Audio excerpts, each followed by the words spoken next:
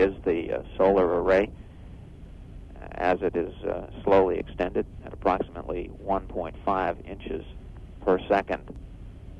The dark area is the folded array blanket panels, Kapton panels. Cameras mounted in the cargo bay during future tests when the array will be excited by the firing of the reaction control system.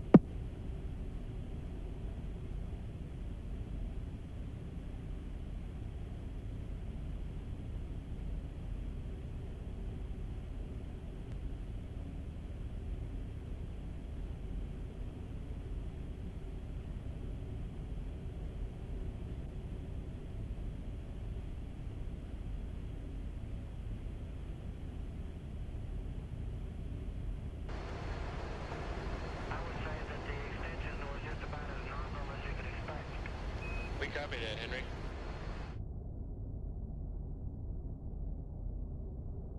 Okay, it is not budging 1 iota. It is solid as a rock. And we're about ready to retract now.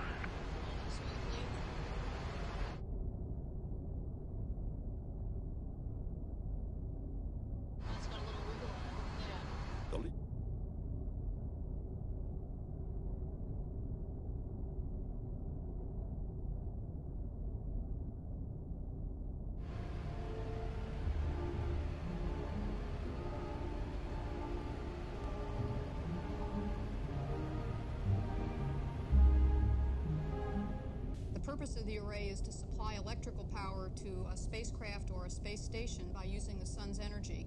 A wing this size has about the same capability as one of the orbiter's fuel cells, which is just about as much power as we typically use on orbit. The array unfolded just like an accordion being pulled up from the top by a coiled mast, which you can see in the front. The mast was made out of a fishing pole type fiberglass, and the blankets are pulled taut at 2 extension lengths, 70 feet and 100 feet. Here we have a scan from the aft window up out the overhead window, giving you some idea of how large the array really looked to us as we were doing work with it.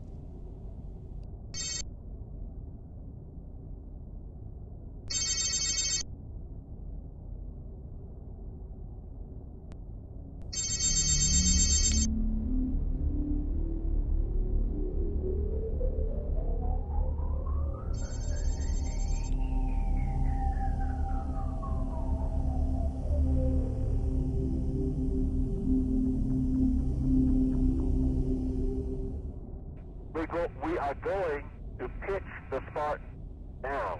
Okay? Okay? Pitch Spartan down. Okay, let's do that very slowly right now. That's a good rate right there, Mr. Doy. Okay? Looking good.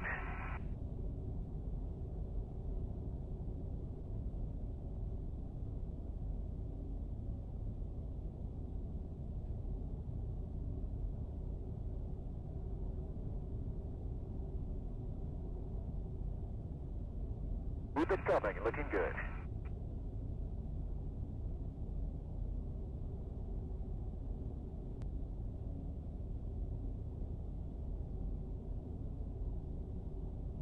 Keep it coming. Keep it coming, looking really good.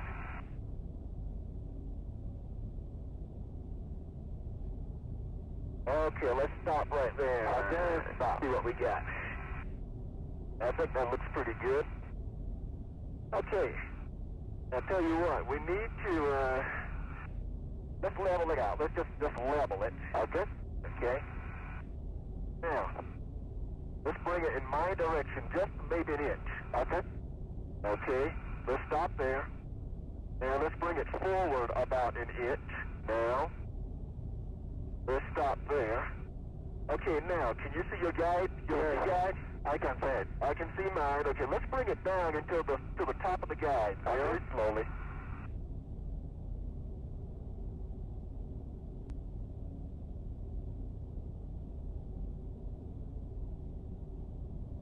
I can come my direction.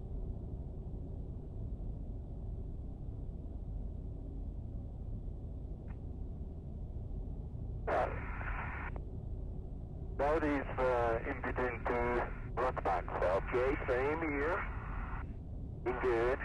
Needs to come my direction, just maybe a half an inch. Okay.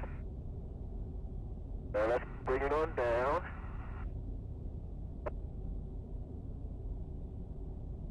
And bring it down more. Okay. Stop. All stop. I think the roll cue we need to give you from inside here. Go ahead. At the cow, Yes. you need to bring your side down so it's a roll.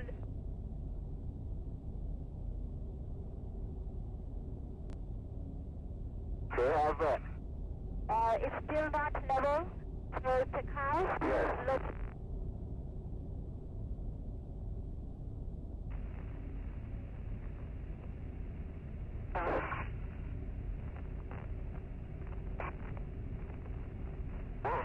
Yeah.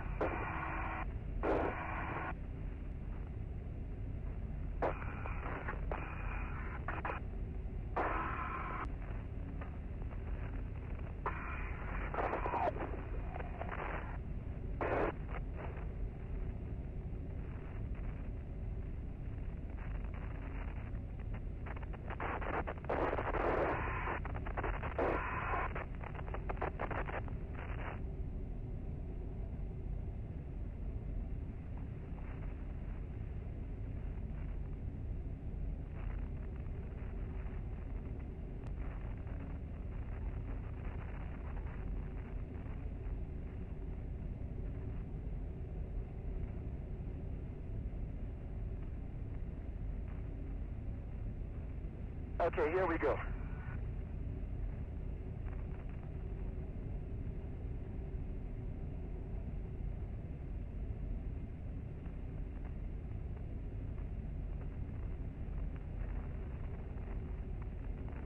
And that was successful. I have a successful soft dock.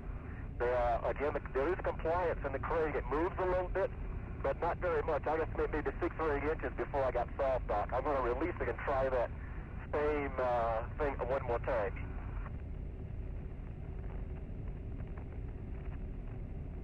Okay, it's released. It's back in soft dock.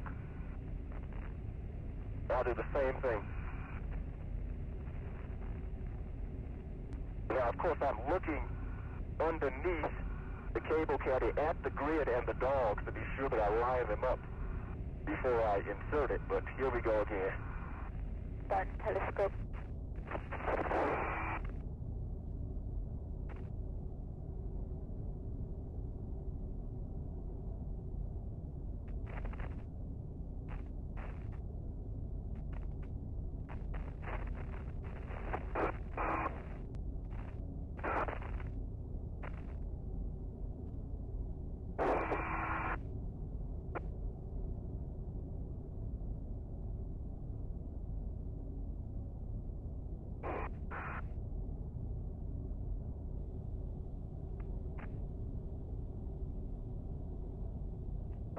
Stop.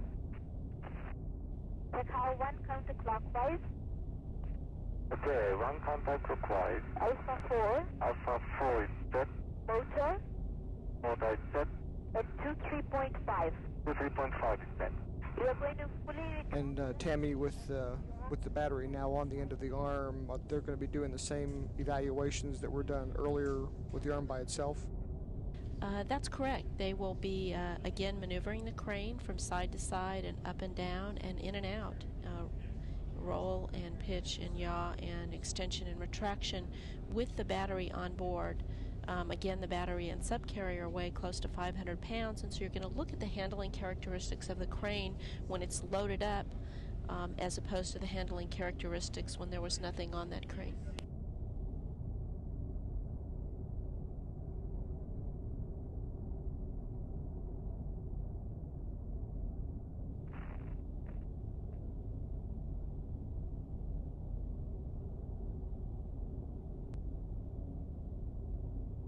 Having completed most of the operations with the crane loaded with the battery and subcarrier, the crew is now ready to remove that subcarrier from the end of the crane and then rebirth the subcarrier into the guides on the sill.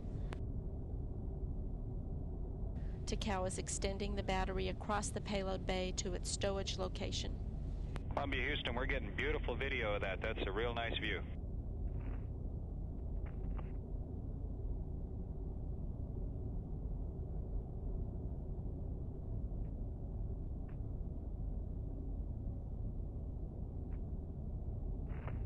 And Winston, the battery is coming towards you. Okay.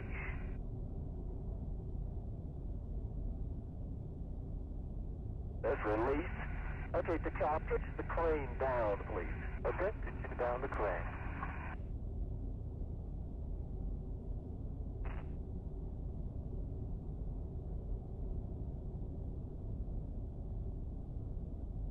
The release position, lock position, lease position, and soft dock position of the subcarrier itself, the actuator, I give it A. All that mechanism works really nicely.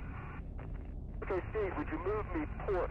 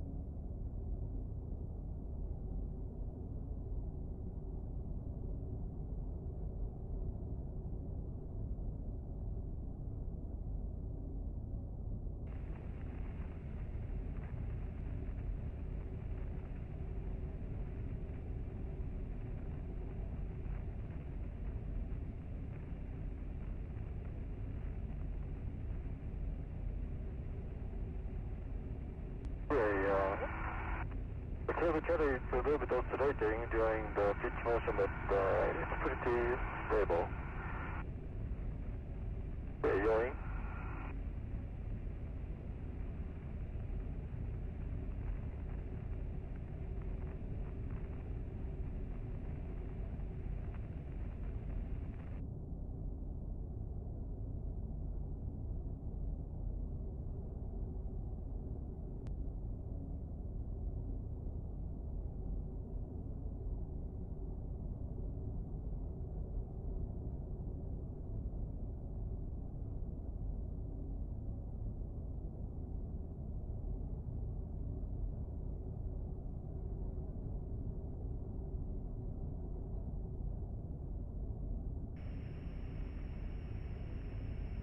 Okay, 6-inch extension has been removed from the tool.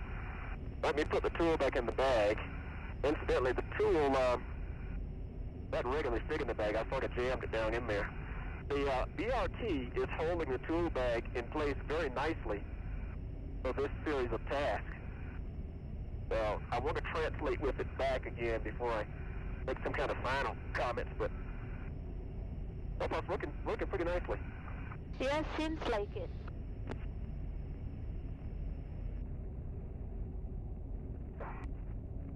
Let's just see if you can set the flag here. Yeah. You got it? Good. Yes. That was the easiest it's been thus far. Okay, all four are done.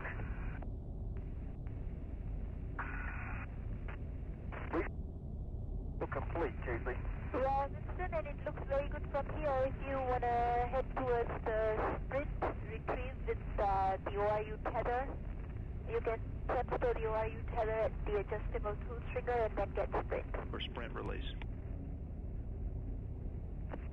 Roger, Winston, you have a go to release. Okay, Steve, here we go. I've released it, and I'm moving back out of the way.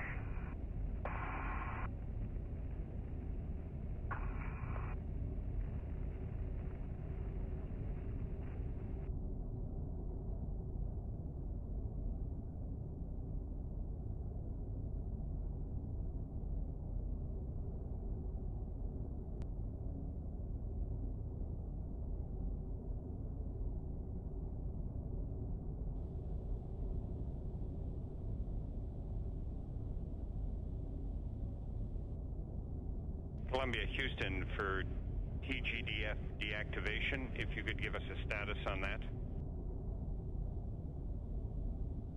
Just starting it up right now. Copy, Steve.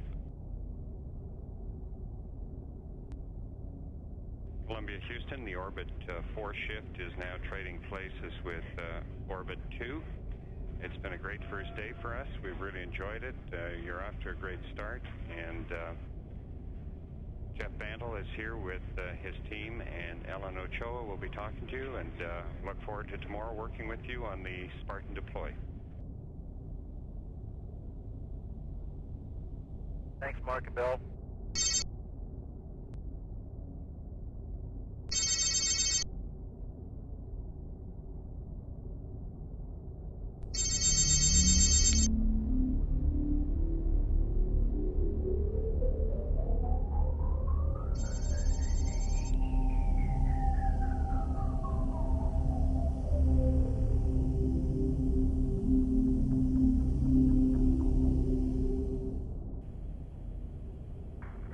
In a second, there you'll see the deploy, and we felt the bang, and the orbiter shudder a little bit, as I remember, I think John Fabian told me from STF-7.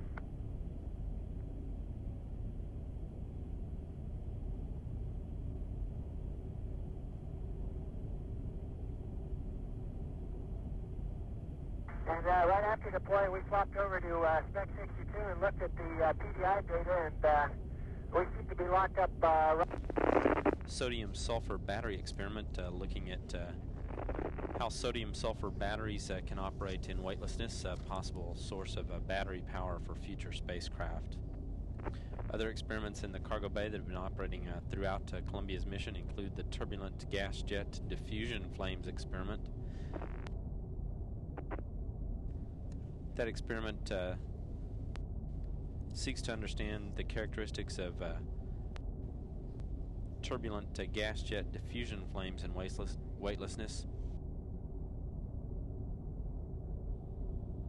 Training session underway. As we see Jerry Ross here is to evaluate the handling character, and this wider view gives a better idea of the size of the satellite in relation to the two astronauts. And again, in this view, Jerry Ross is on the left and Jim Newman is on the right. They are distinguishable by their air hoses, which obviously are not used in space, but underwater they are. And Jerry Ross's is red and Jim Newman's is white.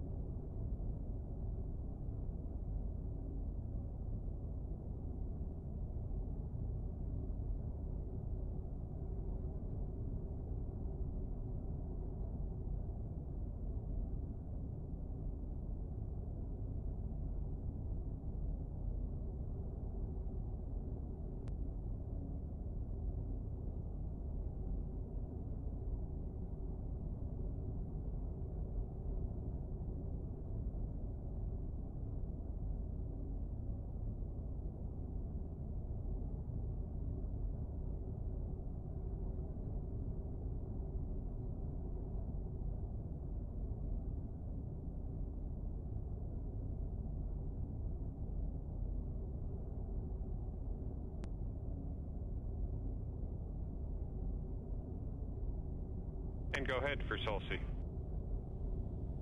Yeah, Mark, just to be sure we're all synced up here, I hold myself to begin DTP start. Many of them have been operating throughout the mission, mounted in canisters in Columbia's payload bay. They include various technology experiments studying new technologies that can be used on future spacecraft. Among those are a study of a heat pipe technology that can be used for cooling a passive cooling system that would include no moving parts, being studied for possible use on future satellites. That experiment is called the Loop Heat Pipe Experiment. It's sponsored by the Center for Space Power at